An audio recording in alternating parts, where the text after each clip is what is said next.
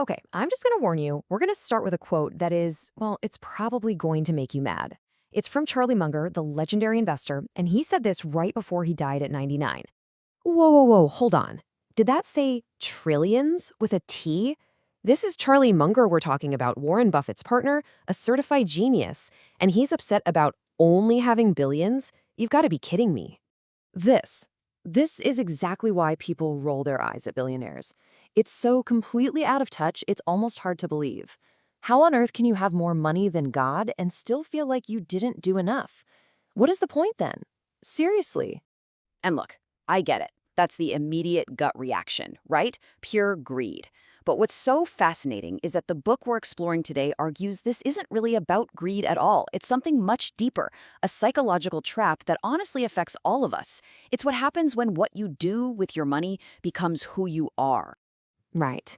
So Munger's story is just the most extreme, headline-grabbing version of what the book calls the identity trap. But once you see it, you realize it's a pattern that shows up everywhere, in ways we don't even notice in our own lives. So what are we even talking about here? A financial identity is basically when a money habit, something good like saving, stops being a choice you make and becomes, well, who you are. The book gives this perfect example. Financial planners say their single biggest challenge is getting clients who've saved their whole lives to actually spend money when they retire. They just can't do it. Huh, frugal inertia. That actually hits home. I can totally see that. My grandparents were exactly like that. They scrimped and saved every single penny, but when they finally had enough to relax and enjoy it, they just couldn't. It was like the save button was permanently stuck on. Which, again, what's the point of working so hard if you can never flip the switch and enjoy it? You just hit the nail on the head. That's the whole distinction the book makes. It's the difference between seeing money as a tool versus letting it become your identity. Look at this. On one side, it's a flexible choice. I am a person who saves money to achieve a goal, like not worrying anymore. But when it becomes an identity, it's rigid. You're not a person who saves, you are a saver. And the goal changes. It's not about freedom anymore, it's just about having more. And that brings us to the most powerful piece of advice in this whole chapter, which comes from the investor, Paul Graham. It's simple, but it's everything. Keep your identity small.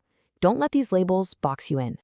Okay, so I get the big idea with the billionaires and my grandparents' generation. But what about now? How does this identity trap show up for people today in our world? Oh, it's everywhere. The book points out some really clear modern examples. Think about the FIRE movement, financial independence, retire early. It's an amazing goal, but what happens after you hit your number? If your entire identity was wrapped up in being a hustler, who are you when the hustle is over? It's the same for being a value investor or a day trader. When the market turns against your strategy, it isn't just a financial hit, it's an existential crisis. Your whole identity feels like a failure. Okay, you've convinced me. This is actually kind of scary. I can see how easily you can fall into one of these labels.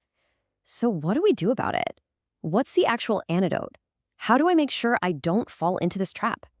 Well, the solution, according to the book, is actually pretty straightforward in concept, even if it's tough to practice.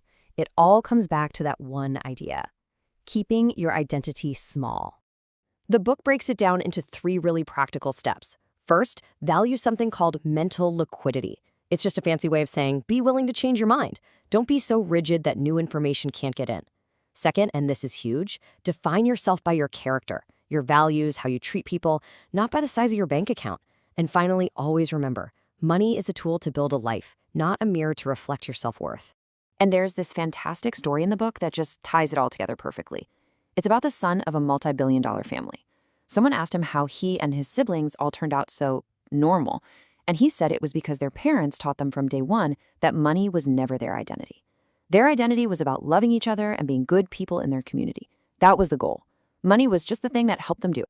So it really all boils down to one question you have to ask yourself, and it's a big one. Is your money serving you, or are you serving your money? Think about it, because getting that answer right could literally change everything.